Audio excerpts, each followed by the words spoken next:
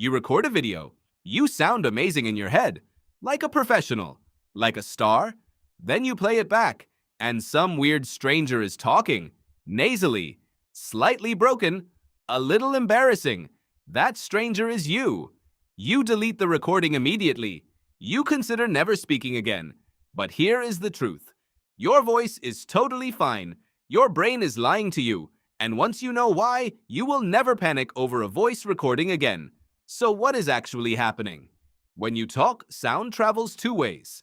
First, through the air into your ears. That is normal. But at the same time, sound also vibrates through the bones in your skull directly into your inner ear. And bone conduction makes your voice sound deeper, richer, fuller. You have been hearing that bone version your whole life. So to you, that is your real voice. But a microphone only captures the air version. No bones, no depth. Just the thin, slightly higher version that everyone else hears every single day. So when you play it back, your brain panics. It goes, wait, that is not me. Something is wrong, but nothing is wrong. That voice is the one your friends hear. Your family hears. Everyone hears. They think it sounds completely normal. You are the only person on Earth who thinks it sounds weird. A researcher named Silke Paulman studied exactly this. People heard their own voice played back and immediately rated it as less attractive, less confident, more annoying. But when other people listened to the exact same voice, they had no problem with it at all. They just heard a normal human being talking. The problem is not your voice. The problem is the fuzz version your brain built over years of bone conduction. And then your brain makes it worse. Because when you hear yourself, your brain does not just listen. It judges. It compares. Does this match how I want to sound? A tiny pause sounds like you forgot language. A small breath sounds like you are dying.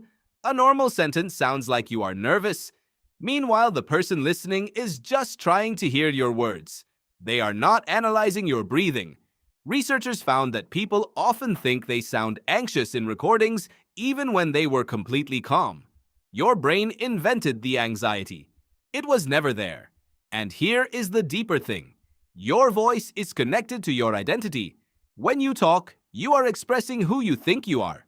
So when the recording does not match that image, it does not just feel like your voice sounds off.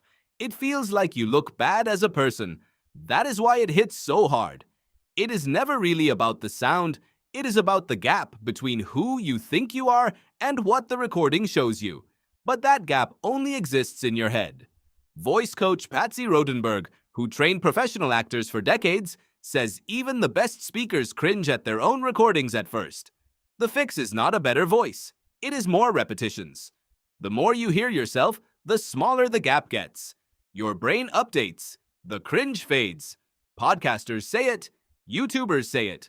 Public speakers say it. At first, it is terrible. Then uncomfortable. Then completely normal. You do not need a better voice. You just need to stop deleting the recordings. And one last thing.